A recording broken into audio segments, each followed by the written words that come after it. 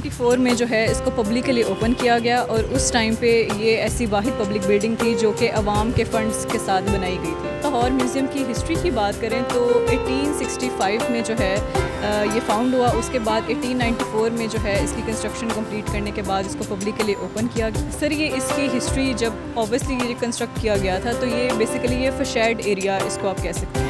ये पीछे जो बिल्डिंग है वो प्योरली एक ब्रिक आर्किटेक्चर आपको शो करती है और आगे का जो है वो संगे मरमर या वाइट मार्बल के साथ।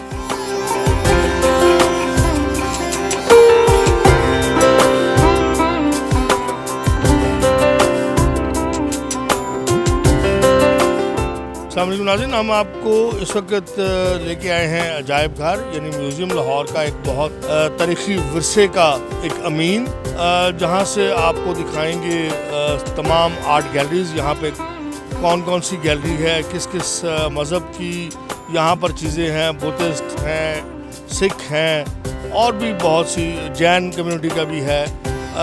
मैं हूँ आपका मेज़बान अली इमरान जट्टा और मेरे साथ जो है वो स्टेट आर्कियोलॉजिस्ट मिस ज़ैनब मौजूद है, जिनकी मदद के साथ हम जो है ये सारा जानने की कोशिश करेंगे। तो आइए शुरुआत करते हैं इसकी इमारत से। ये बताइएगा, आप तो आर्कियोलॉजिस्ट हैं, ये इमारत जो है इतनी कदीम है और ये संगे मरमर का काम और ये पीछे इसकी क्या हिस्ट्री है? बेसिकली लाहौर म्यूज़ियम जो है वो पाकिस्तान का one of the largest museum में आता है और अगर आप इसके आर्किटेक्चर की बात करें तो ये बेसिकली ब्रिटिश कॉलोनियल पीरियड में बना था और इसका आर्किटेक्चर जो है वो एक परफेक्ट ब्लेंड है हिंदू और सार्कसिनिक आर्किटेक्चर जिसको आप इंडो इस्लामिक आर्किटेक्चर भी कह सकते हैं, ठीक है। और मैं ये बात कहती हूँ कि म्यूज़ियम के अंदर जो आर्टिफैक्ट्स हैं वो तो एक वैल्यू रखते ही हैं, लेकिन लाहौर म्यूज़ियम ऐसा वाहिद म्यूज़ियम है जो कि इट्सेल्फ एक पीस ऑफ आर्ट है। इसकी बिल्डिंग जो है वो एक खुद आर्टिफैक्ट है अपने अंदर। तो अगर हम लाहौर म्यूज़ियम की हिस्ट्री की बात करें तो 1865 में जो है ये फाउंड हुआ। उसके बाद 1894 में जो है इसकी कंस्ट्रक्शन कंप्लीट करने के बाद इसको पब्लिकली ओपन किया गया। ये 1864 में प्लान किया गया और इसकी तमीरात शुरू कर दी गई, ओके। और उसके बाद कंप्लीट कब 1994 में जो है इसको पब्लिकली ओपन किया गया और उस टाइम पे ये ऐसी वाहिद पब्लिक बिल्डिंग थी जो कि अवाम के फंड्स के साथ बनाई गई थी, क्योंकि उससे पहले इंडस्ट्रियल एग्जीबिशंस लगते थे, टोलिंटर मार्केट में लगते थे, वज़ीर खान बारादरी इसकी बैक साइड पे मौजूद है, वहाँ पे लगते थे। उसके बाद जब गैलरीज यहाँ पे बनी, और ये भी मैं बताती चलूँ कि लाहौर म्यूज़ियम की बिल्डिंग को कमेमोरेट किया गया गोल्डन जुबली के लिए, for the golden jubilee of queen Victoria.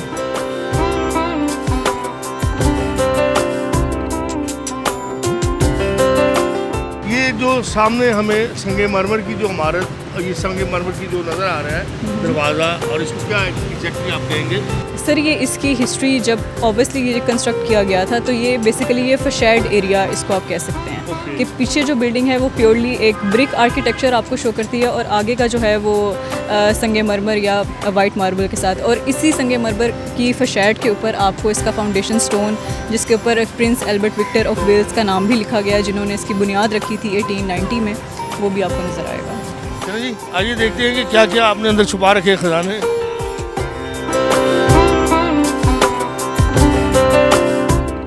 जानब ये बताइए कि ये हमारे आपने यहाँ हमें रोका है, इसकी क्या कोई ख़ास वजह? इसकी ख़ास वजूहत ये हैं कि Lahore museum is one of the museums जिसकी एंट्रेंस के साथ ही हमें जो है आर्टिफैक्ट्स नज़र आना शुरू हो जाते हैं। जिस तरह मैंने पहले बात की कि इट्सेल्फ ये एक पीस ऑफ आर्ट है, तो जिस तरह अगर इस वक्त हम म्यूज़ियम के वेस्टिब्यूल में खड़े हुए हैं और ये जो है ये मेन डोम का इंटीरियर हमारे पास है, जिसके अंदर फ्रेस्को का काम हुआ है डिफरेंट टेंट्स के साथ, डिफरेंट उसमें आप कह लें कि पेंट्स यूज़ हुए हैं, ठीक है। तो लाहौर म्यूज़ियम इसलिए भी फेमस है क्योंकि अक्सर आपने म्यूज़ियम्स देखे होंगे वो एंट्रेंस के साथ उस तरह से स्टार्ट नहीं होते, एंट्रेंस पे उनका कोई डिस्प्ले नहीं होता, लेकिन अगर आप पीछे अपने देखें तो ये शेल्फ्स वगैरह में हमने लोगों के लिए सिविनियर्स वगैरह उनके देखने के लिए एक एक इफेक्ट देने के लिए उस चीज़ को हमने उसको प्रिजर्व किया। अच्छा, आप बता रही थी कि पेंट्स के साथ हुआ है, इसका स्पेसिफिकली इसको डिज़ाइन ऐसा किया गया कि हवादार भी रहे और ख़ूबसूरत भी नज़र आए, जो स्पेशली आप टॉप की बात कर रही थी। तो दिखाएं हमें जी कौन कौन से हैं यहाँ पर आपके पास नवादरात। यहाँ से स्टार्ट कर लें, कहाँ से आप स्टार्ट करें? आगे चलते हैं, हमने अपनी पहली गैलरी से ही स्टार्ट करेंगे क्योंकि ये सिर्फ सोवेनियर्स हैं हमारे पास। तब्दीली भी की गई है डिज़ाइन या बिल्कुल मास्टर पीस ही है अभी तक? नहीं, ये बिल्कुल मास्टरपीस हैं और इसके इंटीरियर में अभी तक कोई भी चेंजेस नहीं की गई, क्योंकि ज़ाहिर है हम अपने हेरिटेज को उस तरह से प्रिजर्व करते हैं और उसकी एक वैल्यू है हमारे लिए। और इसको उसी तरह से, हाँ ये है कि टाइम टू टाइम इसकी रेनोवेशन वगैरह, इसके पेंट्स वगैरह जो है रीन्यू होते रहते हैं। तो फ़िलहाल ये हमारे पास ओरिजिनल ही सारा कुछ मौजूद है। चलो जी आगे गैलरी की तरफ।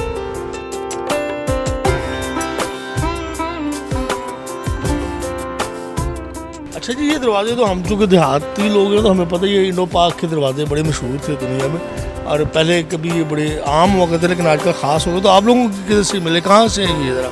सर बेसिकली इन दरवाज़ों की जो प्रोविनेंस है वो मुग़ल दौर की है, ठीक है, और इनके ऊपर आपको एक typical type of wood carving मिलेगी और ये भी एक इंडो इस्लामिक टच है, ठीक है। कुछ दरवाजे हम अभी आगे जाकर ऐसे भी देखेंगे जिन पे हिंदू डिटीज़ वगैरह की डिपिक्शंस हैं, उनकी डिफरेंट इनकारनेशंस की डिपिक्शंस हैं। और आपके पीछे 2 दरवाजे मौजूद हैं जो हमने शालामार से लिए हैं, जिनके अभी तक टिंट्स उस तरह से ही मौजूद हैं। अच्छा जी, ये वो आप कह रही थी दरवाजे जो हैं, ये जो हैं दरवाजे वो शालामार से एक्वायर किए गए हैं और अगर इन पे आप देखें तो अभी तक फ्लोरल आर्ट, उनका जो typical type of floral art और कलर स्कीम थी वो प्रिजर्व है। इस दरवाजे में स्पेसिफिकली अगर आप देखें तो डिफरेंट हिंदू देवताओं की, उनके डिफरेंट गॉड्स एंड गॉडेसेस की इनकारनेशंस आपको नज़र आती हैं। जब से सबसे पहले अगर हम देखें तो गणेश यहाँ पे बना हुआ आपको नज़र आएगा।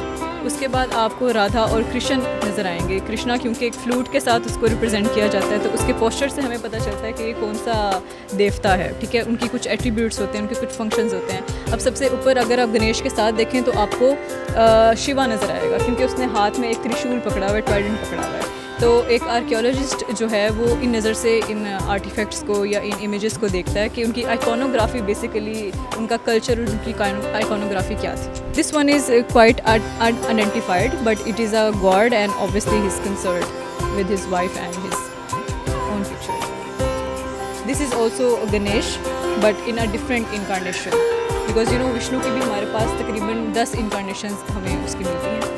तो these are then different incarnations of Vishnu. और ये भी हो सकता है कि जो एंड की 2 डिटीज़ हैं वो उनकी कोई लाइक गॉड्स एंड गॉडेसेस ना हो, लेकिन एक पब्लिक फिगर जिसको हम बोलते हैं, एक सोसाइटी में जो डिफरेंट उनका एक कल्चर था, जो टिपिकल कल्चर था, उनके मर्द हजरात को या औरतों को शो करते हैं, यानी मतलब कि अशराफिया जी। अच्छा जी, आगे चलें जी मैडम।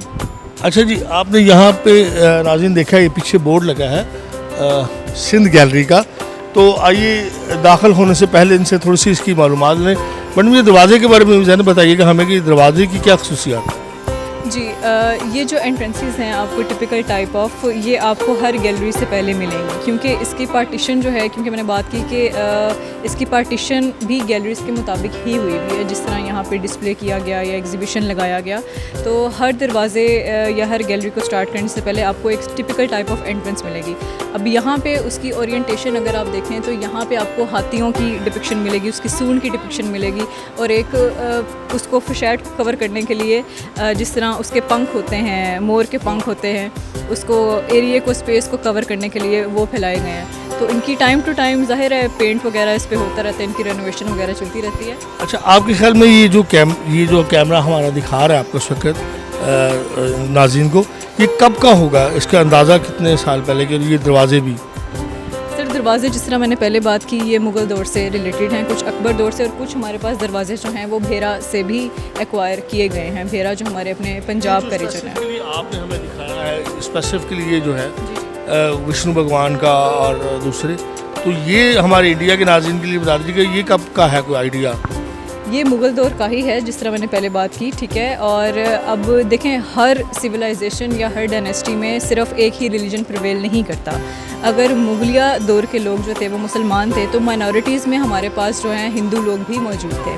तो उनके लोकल कल्चर को या उनकी लोकल लाइफ को दिखाने के लिए, एक एक्सेप्टेंस शो करने के लिए, एक उनको वैल्यू करने के लिए माइनॉरिटीज़ को, तो ये वैसे भी ज़ाहिर है एक आर्ट है और आर्ट की कोई, मैं कहती हूँ, कोई थीम नहीं होती।